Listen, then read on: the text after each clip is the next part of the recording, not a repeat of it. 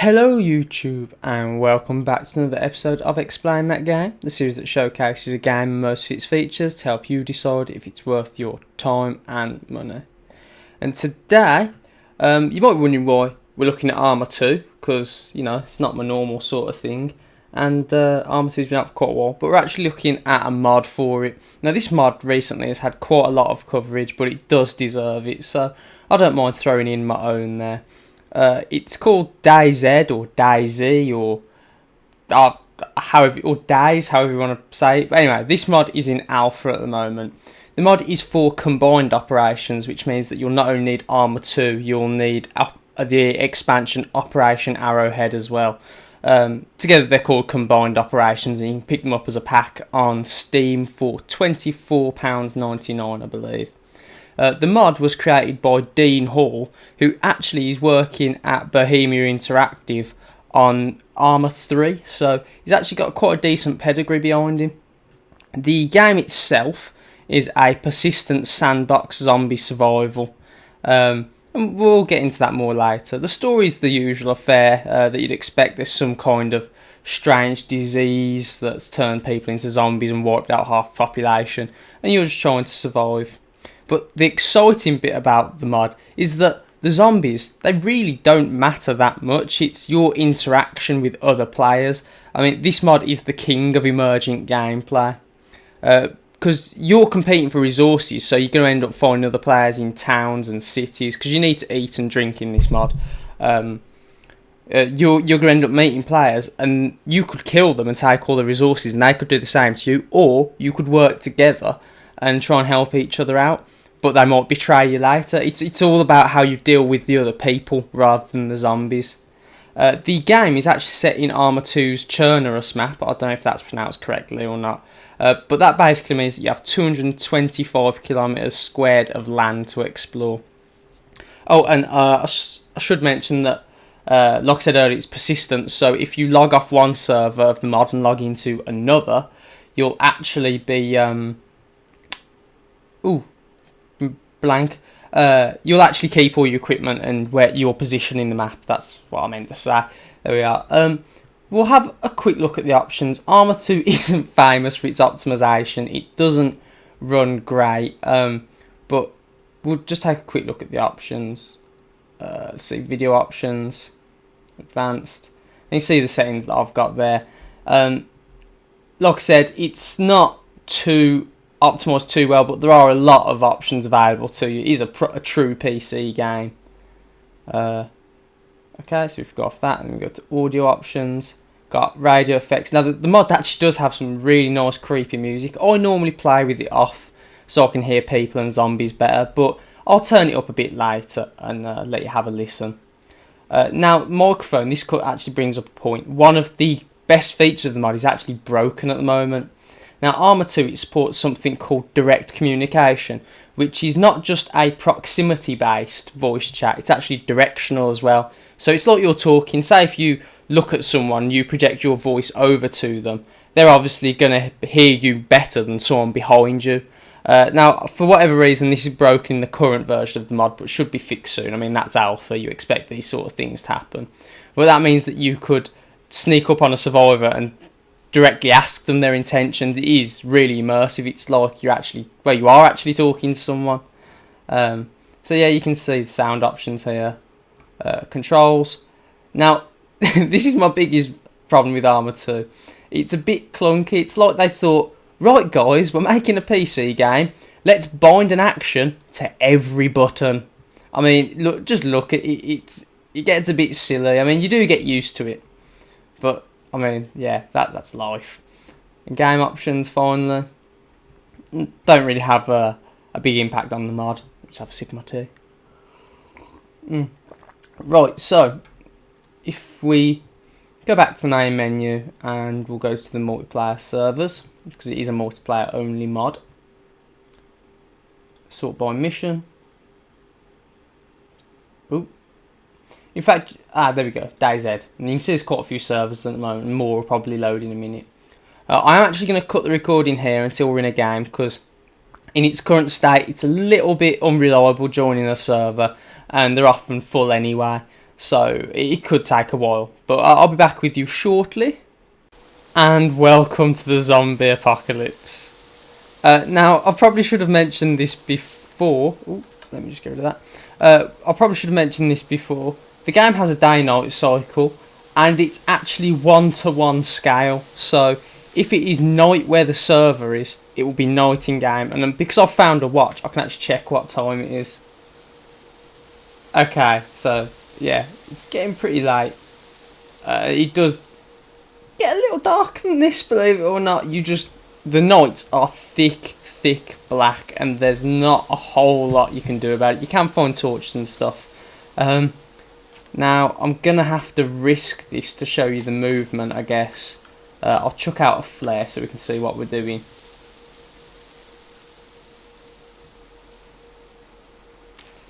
Here we are, right. So you can see I've lit up the area quite nicely. Which does make me a massive target to other players. Yeah, it's worth risking to show you. So we've got prone, which is your best way to avoid zombies. Because if you can see on the right hand side of the screen, we have a few indicators. We've got a sound indicator, a visual indicator, and then we've got at the bottom on the right our survival. So that's like food, blood, and things like that. Okay, so now I'm kneeling. And now I'm running. You can also double time run, and you can always walk. Walking obviously produces less noise, and being in darker areas makes it hard to see. And it's raining, fantastic! They've given us all the good weather for this video. Most actions in the game will be accomplished using the context menu, which is accessed by the scroll wheel. So you can see here, I can switch to my Lee Enfield, make a fireplace, which does attract a lot of zombies and attention. Eat food and drink water. Now I've actually just had to drink some water, so I'll eat some food now. And you can see that my indicator on the bottom right has gone from a sort of orangey colour to green, which means that I'm fine. That kind of brings us onto the inventory system, so let's have a look at that. This is all my equipment, and you can see how it's laid out in the inventory here. I've got a lot of ammo, as you can see, and I've got another drink, 2 more bits of food. This is sort of your pistol ammo and medical supplies that go here, and this is your backpack. You can actually find bigger backpacks, and that keeps all your food and the ammo for your primary weapon. And a few other medical supplies, strangely. I'm not quite sure how they choose what goes where. This at the bottom is your utility item, so I've got matches, which lets me which lets me make the campfire, that option you saw earlier. Let's see if we can find a town. Unfortunately, because it's so big, and I actually just bought armour for this mod. I'm not sure of my way around the map. You can actually find a map and compass, which makes life easier. Oh, and also another point, you can pick up your flares, but it's just not advisable because, like I said before, it makes you a massive target. But I'll show you anyway. Pick up flare. It does look a little weird at the moment. You can see it sort of sticks to your hand, but you can always go into third person if you like. But I really don't want to be carrying this. My other weapon is the Lee Enfield rifle. Generally, it's not advisable to fire your gun if you can avoid it. I'm actually crouch running as well to make myself less visible. Because it's effectively like ringing the dinner bell. Every zombie that's near you will come for you, without question. I thought there was a little town around here somewhere. I was actually thinking of putting together a highlight reel or something of my time in this game. If people would be interested in that, leave it in the comments and I'll see what I can do. There we are, there's a little settlement down there. And you should see some zombies. I have turned my brightness and gamma up a little bit. So I didn't really want to ruin the atmosphere, but obviously I want to be able to see something. I want you to be able to see something on the recording. Yeah, I think I'm going to shut up a little bit now and let you listen to the music that I told you about earlier.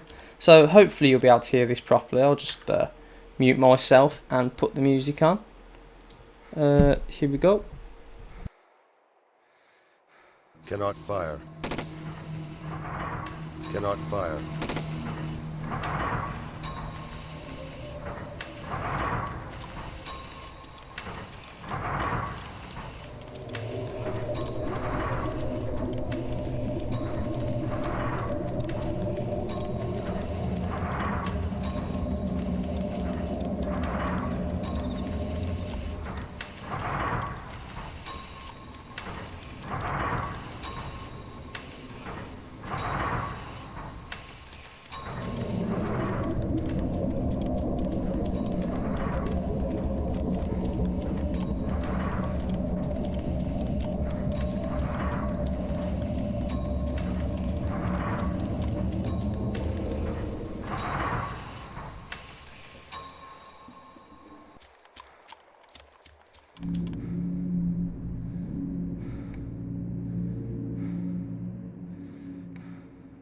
Cannot fire. Music, I actually really like it. It's really reminiscent of Silent Hill. I suppose we should talk about the aiming mechanics as well, because they're a little bit weird. If you hold right click, it says hold your breath, but it doesn't really look like it. You zoom in. If you tap right click, you'll go to irons. If you hold right click, you'll zoom in on those. So, like I said, the game as a whole is a little bit clunky. Now normally you have a reticle in the middle, but I don't seem to have that. I don't know if I've accidentally turned it off by pressing a button. In fact, should we investigate the options now? Let's have a look. It might be in game options. What's aiming dead zone, do you think? Oh no, that's horrible. that gives it like kind of a free aim style. That I'm not a fan.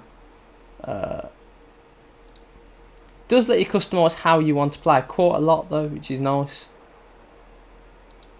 Okay, I'll figure out how to change it later.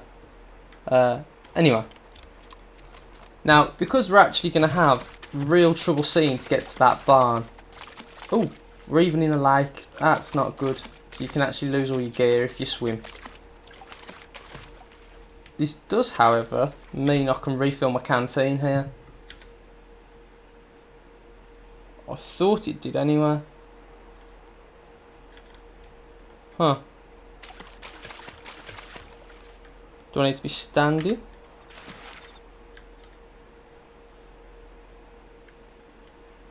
I'm not sure. I don't really want to risk losing all my stuff, so we'll just get rid of that context menu for now. Now, where are we going? Okay. Now, to sort of illuminate the way ahead, but not pose too much of a risk to ourselves, because there's most likely going to be some zombies around here. We'll throw a flare up to illuminate the area ahead. Can't believe we haven't seen any zombies already. Oh, what's this? That's just a bit of wood. Okay, so if we select flares. Now, the longer you hold the click, the further you're going to throw them. So we should be able to get it right up to the barn. Ah, there you go. See, that was worth doing. You can see that zombie hobbling around there. Now, all the zombies have been mocapped, so they have custom animations, which makes for quite an interesting look to them. Some of them hobble, some of them crawl, all sorts. It's really, really quite amazing what they've done. Now, if I were to fire my gun now, it wouldn't be one zombie that would come for me. It would be all of them, guaranteed. So like I said before, going prone is the best way to move when you're near zombies. I'm probably being a bit overzealous with it here, but you can never be too careful. Now, I'm thinking we probably won't find any players during this video, which is a little bit unfortunate, but that's life. Oh, there's a crossbow. That brings me on to another point, actually. There are silent weapons in the game that can be used, but the crossbow is inaccurate and it isn't very powerful. So it just isn't worth using. There's something else here, though. I think that's just an empty whiskey bottle and tin can. Let's have a look. What we got. Now, you see what's on the floor is the number on the left, and what I have is the number on the right. There's an empty water bottle there. Oh, an empty whiskey bottle. You can throw whiskey bottles as a distraction, but it's not worth taking at the moment. That's just a zombie. What else is in the game that I haven't talked about? You can, if you find all the parts, you can make vehicles. There's a lot of vehicles like helicopters. I think that zombie's fairly close. There's helicopters, cars. If you can find the parts, you can make it, basically. Oh dear, I want to get to that barn as well, because there's often quite a lot of good supplies in barns. So the only problem with the game that I have, really, is that because it's based on an Arma 2 map, a lot of the buildings aren't enterable. so it's kind of inconsistent. You'll be going to a building to check it out, and then you won't be able to open it, whereas the one next to it you will. A little bit odd in that regard, but it doesn't take away from the experience too much. If you look in the top right, you can actually see my stats, and I played this for about 3 hours solid and only killed 9 zombies, but still had a lot of fun, because you're always going to be trying to conserve your ammo and obviously your health. The way health works in this game is when you get hit, you'll start to bleed, and if it's left untreated, you'll bleed out and die, and you need to eat cooked meat to restore it, or do one of a few other things. Now, I'm not feeling very good about this. You can free look as well, similar to how it works in Mount & Blade. It's very tense. I'm really not liking this. If one of them sees me, they're all coming for me. Yeah, sorry. And use the context menu to bandage yourself if you start to bleed. And you can fracture bones as well, and you'll need to use something like morphine to kill the pain. There's all sorts. It's really, really in depth. I do apologise that you probably won't get to see me fire a gun in this episode. Yeah, no, I suppose it is an episode. In this episode, but I'd rather not lose my progress, even though in a later patch my character will probably be wiped. But that's life. Let's have a quick look to our side before I carry on. That's the rifle on my back. If you think it looks a little weird.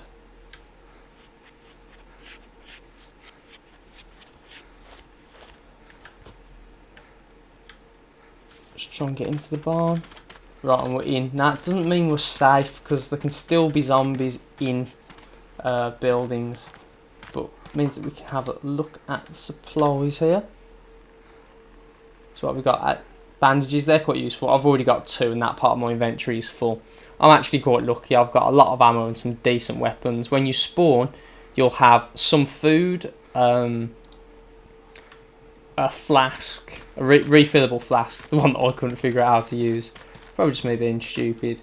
And a weak basic pistol called the Makarov.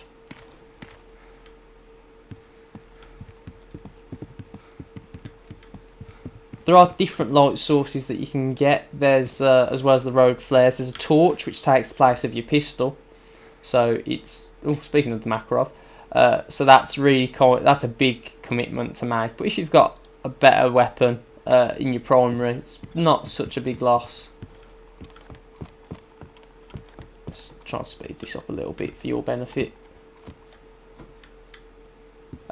As you can see, this isn't a fast-paced action game.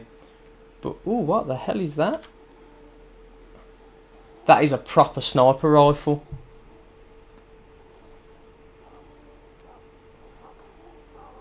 That's very, very tempting. And you'll often have to make these sorts of choices, because while that has a scope and it might be better than the Lee Enfield, I'm not sure. I have a lot more ammo for the Lee Enfield. Let's ask in the chat. See what people have to say about it. Solid channel, that's the one. CZ 450.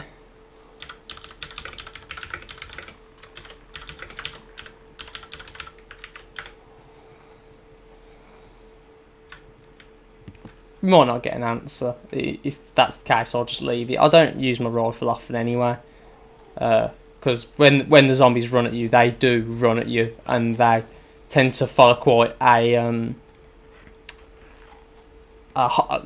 unpredictable pattern. So having the revolver just gives me that bit of extra fire rate if I need to take them down. Headshots will kill them faster than anything else, so it is worth aiming for the head. No one's going to answer me. And I don't want to take it, 'cause it's actually a bug at the moment where if you drop stuff indoors, it can disappear. We'll leave it. I haven't seen much ammo lying around for that gun either. So, even if it is better, we'll stick with this. Someone might answer me in a second anyway. Let's check out the other side of the building. That said, I did say I don't use my rifle much, and that is true. So maybe it's not worth having the extra ammo. Maybe it'd be worth having more food. And those are the choices that you're gonna have to make. I'm sorry, I know this footage is going to be very, very dark. Nah. Check up this side. Hopefully there's not a zombie waiting for me. Oh, there's a jerry can. Part of used to fuel vehicles, I believe. I think that's just tin cans. Let's check up the other side.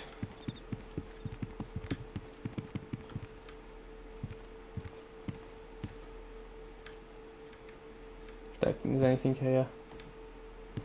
No. Now, do we take this?